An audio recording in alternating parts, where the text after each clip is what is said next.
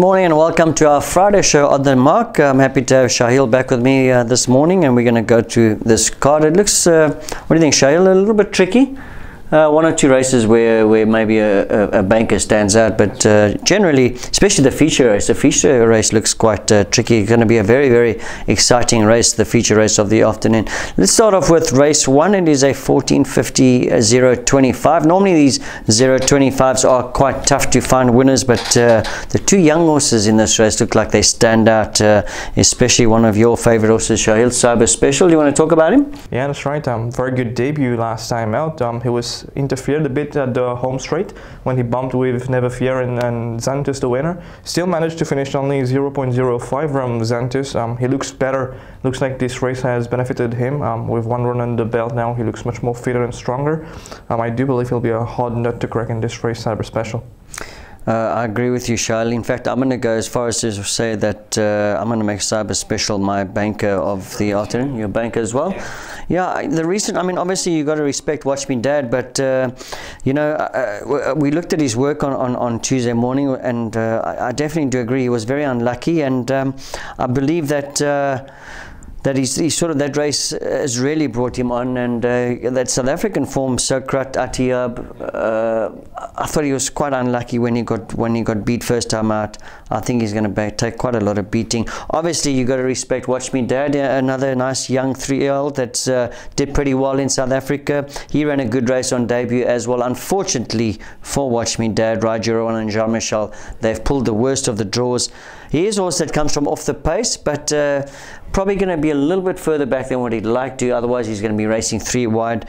He's going to need quite a lot of luck in the running. Yeah, that's right. And, I also found that being drawn 11, he'll be at the back in a row of the field. Even last time out, he was caught in a pocket, and Sadiq could get out only at the last moment, and Badawi was gone at that time. I don't know if Cyber Special where he's going to run, but last time out he followed near the pace, so probably he's going to have the first run on him once again. So on that note, probably Cyber Special. Yeah, and then your third choice, mine's Jet Path. I thought he's slowly coming to hand. He's drawn 1. Dennis Sufel riding him, knows him well, won on him last time. He'll probably want to lead in this race. Looks like he probably could. I mean, there is Majestic Moon, but with drawn 1, I would imagine Jet Path could lead and probably hang on for the places. Yeah, exactly. He's my third choice too. Last time out, when he went to the front, he stayed on strongly, so that means he could be running on for the place again.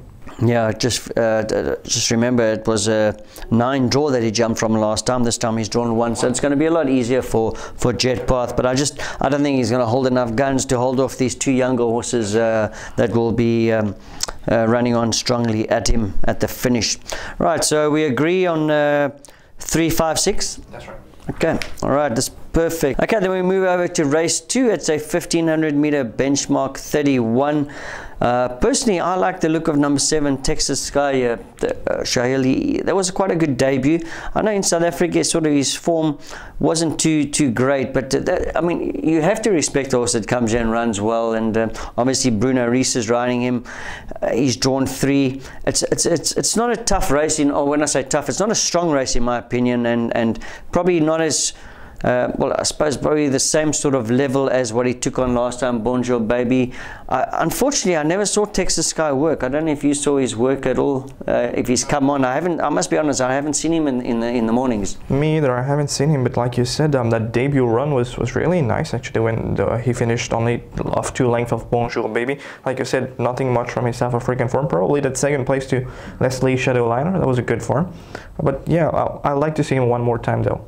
Okay, where are you leaning? I'll tell you, I saw Mr. Ramdin this morning, a very good friend of mine, and he was pretty bullish about the chances of Xanthus. He's a little bit worried about Bonjour Baby the next, a bad draw and quite a strong race, but he was quite confident about the chances of number 8 Xanthus. Do you think he can pull off the hat-trick? I do, actually. I am also quite bullish about the chances of Xanthus. He quickened up very well last time out. I was very impressed with that. I know you don't like that PE form, but again, he's a 4-year-old and he looks to be progressive, this fella, and being a 4-year-old, back in the benchmark of 31 now for the first time, I do believe he has the edge over some of them, because like you said, it's not the most competitive of fields. So I'd like to go with Xanthus. I think Janobad just suits him well. The way he managed to balance himself up after that severe interference with Never Fear and Cyber Special last time out, I think Janu is the right jockey for this horse. Yeah, it was a cracking ride from Jono last time. You know, getting back to what you mentioned earlier on the PE form, I think this horse has proven himself. He's proven himself here in Mauritius, just like Bonjour Baby. I mean, Bonjour Baby, 12 runs for only 2 places in South Africa, but these 2 horses have really sort of changed. It's going to be getting tougher for Xanthus. He's stepping up in class now. He's in the rating of 31, but 2 very good wins, and I suppose you can't ignore him. Where else are we going to, you know, I know on Wednesday morning you had a look at Iron Wolf's work. I see, are you ignoring his chances? I suppose probably the bad draw doesn't help. Yeah, the bad draw doesn't help, and the thing is, I said on Wednesday that he worked well without the side blinkers. I'm a bit surprised that they've put the side blinkers on, but then again, Gilbert Rousset and Sudecious are not the experts, and they have their reasons why they've put the side blinkers on, but like Texas, I'd like to see him once more. Okay, Iron Wolf, yeah, I mean, he did run 2 lengths behind from the Ashes. From the Ashes has franked that form, so he must have a big chance. Before we move over to the next race, there's one horse I want to talk about, Shaheel. That's number 5, Soldier's Code. Have a look at the rating he ran in last time. He ran in a benchmark 51. He's now running in a benchmark 31. In fact, he's dropped 8 points in the rating through the off-season. You know, if you go back to his South African form, he's a 4-time winner, 7 places from 18 starts. Obviously, he hasn't done that well here, but he's in a lot better, well, in a lot more competitive rating now. And I do believe that Soldier's Code, drawn to Imran Chisti, he's 12-1. Maybe he's worth a small little each-way bet. I just can't help but think that he's raced against a lot tougher than what he's taking on in the second race. At the end of the day, it's a pretty open affair, the second race. It's the first leg of the place accumulator. How are we going to help our viewers? I'm pretty bullish about the chances of number 8 Xanthus actually, so I'm going to go with Xanthus to beat probably Texas Sky and Iron Wolf. Okay, I'll go with those 3 as well, but I'm going to add in Soldier's Code. I do believe that Soldier's Code has got a chance in the second race, especially off the high rating that he used to race in. Right, race 3, 1500 meter benchmark 36. And I'm personally leaning towards number 6, Mind Blowing. I believe that this horse has really improved with the blinkers. Nice to see Naresh Juglal back in the irons, back in Mauritius. He's drawn 1 as well. He showed tremendous courage last time when he beat Till Dawn. I'm a big Till Dawn fan, and like I said, I think, you know, he's a son of, well, he's a horse chestnut. These horses, just like Captain Els, they sort of get better with age. And I really like the way that he fought off Till Dawn last time with the blinkers. He's drawn 1. I think that he's going to be my first choice in quite a competitive race, this Shaheel. Where are you leaning? I'm leaning towards Afdique actually. I did like this horse last time, if I'm not mistaken. I did make him my banker of the day. I do remember you telling me that the 8th barrier of last time wouldn't suit him because he likes to run the fence. Probably this time he's drawn 2, he'll have a better position. Daryl Holland on board. He looks to have come on from that first race. I'm leaning towards Afdique number 2. Yeah, he must have a big chance in the third race. I personally think that this race is going to work out to suit him. I wouldn't be surprised if Mind Blowing goes off to lead in the 1500, and Afdique will probably sit right behind him. And we know Afdique, when he does settle, he's got a tremendous kick, this horse, and I have to agree with Shaheel. I think he's got a big chance here as well. Obviously, Bonjour Baby, well, he's going for 4 in a row. Never easy to win a hat-trick, never mind 4 in a row. But remember, he's only gotten up 9 points for 3 wins because one of his wins was International Day. But Bonjour Baby turned the corner since he's arrived in Mauritius, really enjoying the island life, and I suppose you can't ignore him as well. I'm going to go 6-2-3, Mind Blowing, Afdique, Bonjour Baby. Going the other way around, Afdique, Mind Blowing, and Bonjour Baby. All right, great. Okay, well, we've got similar sort of opinion on the third race. Let's move over to race 4. It's a 1400 meter benchmark 41, and this horse was very impressive on debut. Number 8, Boya. He beat Come On Sunny. What I liked about that win is he gave Oliver Places such a hard time, and he still managed to win. He was fighting, he had his head up in the air. One thing I'm a little bit surprised about is that they had the cross noseband on first time, and I see now they've taken it off. Obviously, Oliver has discussed that with the Gajada stable. They've decided to take off the cross noseband, but one thing in his favor in this particular race is that I think they're going to go very quick here, which is going to suit him, especially with the 2 draw. But that was a very impressive win. Do you think he can pull it off again? I do, because like you said, that was a very impressive win on debut. Like you said, he was very keen throughout the race, and the way he quickened up at the straight, that was again very impressive. Being a 4-year-old now, he's got some good South African form against the like of Anthony Hotspur, even hard to play. So this horse has some much more scope for improvement. Let's hope he doesn't suffer from that second run syndrome. If he doesn't, being drawn to, he'll be a tough nut to beat too. Yeah, obviously the stable did fancy him first time out as well, because he was quite well supported in the betting, and he's obviously highly thought of. This was Boya. I was quite impressed with his debut. He's dangerous. Probably, well, I'm going to go with Memphis Mafia. In fact, I think Memphis Mafia is a big runner. Unfortunately, he's drawn 10 out of 10. But have a look, his last run was, well, his last win was in the rating of 41. He wasn't penalised because of the international day. And well, Daryl Holland gets the ride. He's a good jockey if you got from bad draws. He really knows how to place his horses well. Memphis Mafia, if he runs any sort of race like he did last time in the 41 over 1400, must have a chance here. And then Zodiac Jack, one of my favorite horses. Unfortunately, he's sort of getting left at the start, and that's costing him his races. But Akash Okaraz got him to jump out quite nicely in the barrier trial. I think it was 2 weeks back or 3 weeks back, before that cancelled meeting. And well, you know, Zodiac Jack's one of those horses. If he does one day jump on terms, he's definitely got the ability to win a race like this. So don't ignore number 5, Zodiac Jack. What else do you want to talk about besides Boya? Probably number 9, Dollar Tractor. That was a very good debut on the 990 against Maximore. I remember he was drawn 8 that day, and Brandon Lee rode him, and he had to travel right throughout the race. Maximore was very fresh that day, and he won the race. Dollar Tractor, I think he's improved throughout the inter-season, and being by Captain Al, I don't think he'll have a problem with the 1400 meters. So Dollar Tractor, I don't think he has to lead. If he can settle with a good position, with Carl Zachner now riding with more confidence, I do believe Dollar Tractor will be in the placings. Yeah, see, he was also well supported first time as well. He was backed into favourite. So my question, well, in fact, you answered my question by saying that you didn't think he'll have a problem with the 1400. I know in South Africa, 2 wins, 2 places, over 1,000 and a 1,200. But I can tell you, he won at Kenilworth over 1,200. I can tell you that's a very tough 1,200. In fact, probably one of the toughest 1,200s in South Africa. So yeah, like you say, being a Captain Al, maybe he will get the 1,400. If he does, I suppose he must have a big chance here as well. Yeah, that's right. All right, I'm going to go Boya, Memphis Mafia, Zodiac Jack, and you sort of really convinced me about Dollar Tractor now as well. I'm going to go with Boya to beat Dollar Tractor and Zodiac Jack. All right, great. All right, let's move over to race 5. It's a 1600 meter benchmark 46, and well, Yankee Doodle Dandy, I saw his work on Tuesday. I was impressed. I thought he was very unlucky last time not to win, even not to get it in the Stipestream. He got beat half a length by Crazy Vision. Obviously Tower of Wisdom was in that race. The reason why I like Yankee Doodle Dandy is because he was coming from behind Tower of Wisdom. He had a faster finishing time, in fact almost a second faster than Tower of Wisdom in that last 400.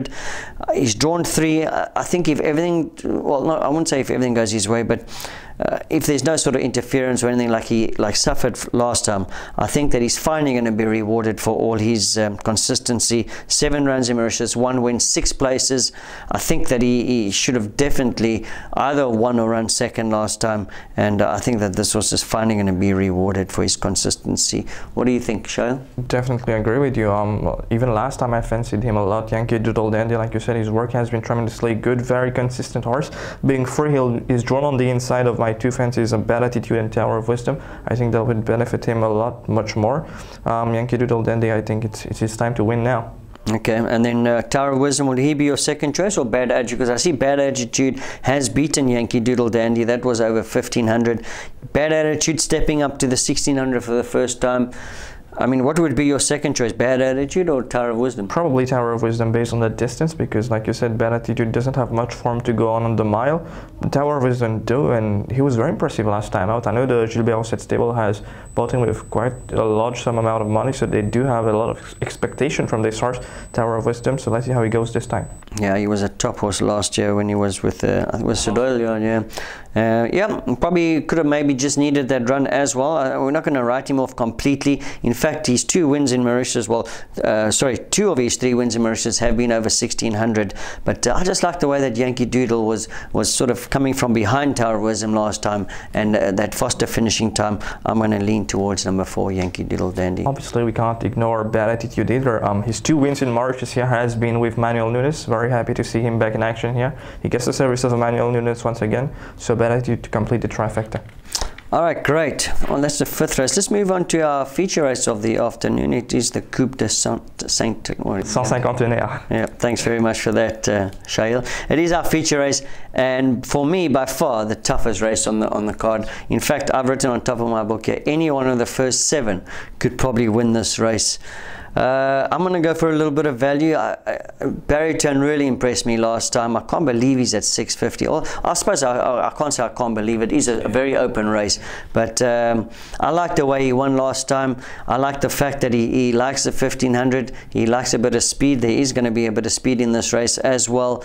Cedric knows him so well. He's one of those horses that sort of rises to the occasion. He looked tremendous in the paddock last time. I remember the 2 of us were standing watching him, and I just changed my mind completely. I did prefer Al Mariachi until I saw Baritone walk into the ring. He's in top form, and I'm going to make him my first choice. Tough races, Shaheel. Where are you going? I'm basing myself on the Gold Cup of last year, actually, and I do think that, considering on the draws this time, 10 Gun Salute can reverse the form on hot days night. Unfortunately, the lighter is drawn 10. So yeah, 10 Gun Salute, he's working very well at the moment. Nouresh Chagla, I think he's set on him on Tuesday or Wednesday morning, so he knows the horse a little bit now. Being drawn 5, I do believe he'll be near the pace and not too far back, and he'll have an advantage over the likes of Baritone, Table Bay, and Hard Days Night. Probably he'll have the first run on them. So I'm going to go with 10 Gun Salute. I also think he's undervalued a little bit. I've seen him at 555, something like that. So 10 Gun Salute for me. Yeah, he was very well. He was very consistent in the feature races last year. Unlucky just to win the one race when I think Robbie took him off to the front, if I'm not mistaken. That was over the 1600. You know, this horse's best form in South Africa was over a little bit further, but I just think he's a little bit better suited to the middle distance, like the 15 or the 1600. Obviously, he's been here a year now. You know. The 1 win and 4 places from 8 starts, so I don't think it really tells a tale. Like I said, he ran some good races last year. You've got to respect him, and like you said, a much better draw this time. Well, not when I say better draw, but some of his opposition are drawn a little bit better than. What about the Duchess runner-up? Do you like him? Nebula, obviously that was a very good debut. Like I said on the Duchess, 1400 was a bit too sharp for him. Even the 1500 might be a little bit too sharp for him, because he's a horse that has won on 1800 and 2000 meters. I know what the stable has in mind a maiden for him. Nebula probably prefer further. Yeah, I agree with you. One plus about Nebula is that Emmanuel Nunes had the choice. I think he had the choice of Hard Day's Night and Nebula. He went with Nebula, maybe because of the draw. Even Table Bay too, we can't ignore him. I talked about him on Tuesday morning. He's been working very well. I've seen an interview of the Dr. Gopal Gajadalo, and he says that probably he's not 100% peak fitness yet. But I'm sure he'll come on for that run. Yeah. At the end of the day, what are you going to do? Like I said at the beginning of the race, any one of the top 7 can win. I do like your argument about 10 Gun Salute. I'm a big fan of Baritone, Table Bear as well. So I'm going to go 1, 2, and 5 in no sort of order. That's going to be my trifecta. I'm going to go with 10 Gun Salute to beat Hard Day's Night and Table Bear. Okay, all right. At the end of the day, if you get through the 6th race with your pick 6 and pick 8s and that sort of thing, well done. Right, let's move over to race 7. It's a 990 benchmark 31. One of my favorite horses, Badawi, is running here. I do believe that he's going to pull this off again. I honestly believe that this horse is a lot better than what he's rated. I think he was, if I'm not mistaken, he was bought as a 2-year-old. Last year, still very green, learning how to race. This year, well, he just pinged those gates, off he went to the front, and no one was going to catch him. He opened up quite a big lead coming into the straight. Yeah, Watch Me Dad was obviously finishing strong at him, and Watch Me Dad's a decent horse. So, yeah, I just think that Badawi is going to be too good for them, in my opinion. Obviously, Gordonstoun, there was a cracking debut when he ran second to Kudu 2 in a benchmark 31, where Badawi won in 25. But I think, this is my opinion, I think he's quicker than Gordonstoun. I think he's going to jump off, go to the front. I think he's going to be a hard nut to crack.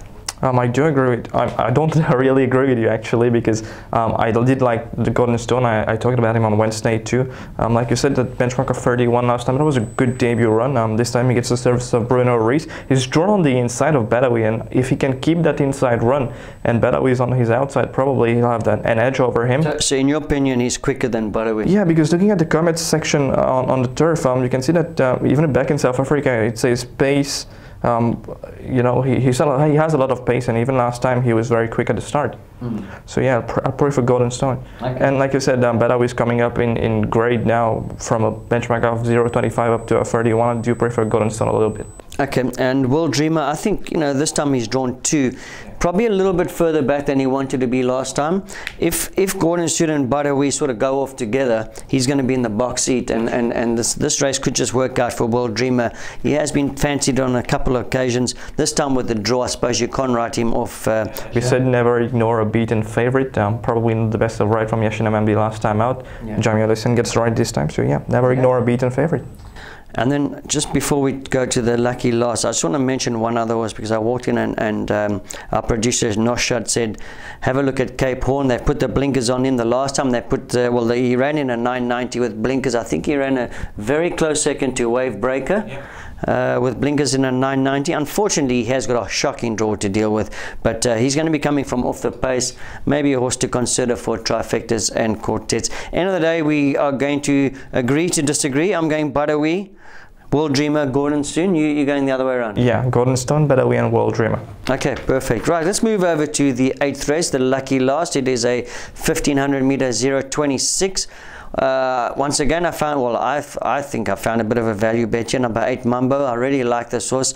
I think you can ignore his first start this season. He probably needed it quite badly. Have a look at that betting drift from 11 to 2 to 14 to 1. Obviously the stable must have thought that he was going to need the run, hence that massive betting drift. Tongue tie first time out. Manuel Nunes knows him so well from last year. He ran some cracking races behind Power of Peace, Zen Master, Midnight Oracle. I don't know, I just like this horse. I don't know exactly what price he is, but I think there's a little bit of value in number 8 Mambo. Definitely agreed you, and those horses that you mentioned, those races actually, they were in the benchmark of 31. Now he's dropped to a 0.26, and if he runs that kind of form, he should be, well, he should be there. Yeah, exactly. Bear Hug, that was a cracking run to from the Ashes last time. I thought he was a little bit unlucky in the straight. Unfortunately, he's got the 9 draw to deal with, but he is a horse that comes from off the pace. But once again, I just found on this track you just need those better draws, especially on horses that you fancy. Bear Hug will be my second choice, and then Grade 5-8. Well, I've always been a bit of a Grade 5-8 fan. Nice to see that comeback run last time, comeback to form run, where he ran second to the unfortunate stockbroker who we lost in the week due to colic. But that was a great run. In fact, at one stage he looked like a winner, Grade 5-8, and if I'm not mistaken, he ran second to Hard Day's Night. He's first, yeah, exactly. And so he has got ability. But another sort of open race, but I'm going to stick to my guns and go with number 8 Mambo as a value bet. Even number 5, you can't ignore his chances. That was a good race last time out. He went to the front with Derek David. Unfortunately, Good Buddy was too good for him on that day. It's quite an open race.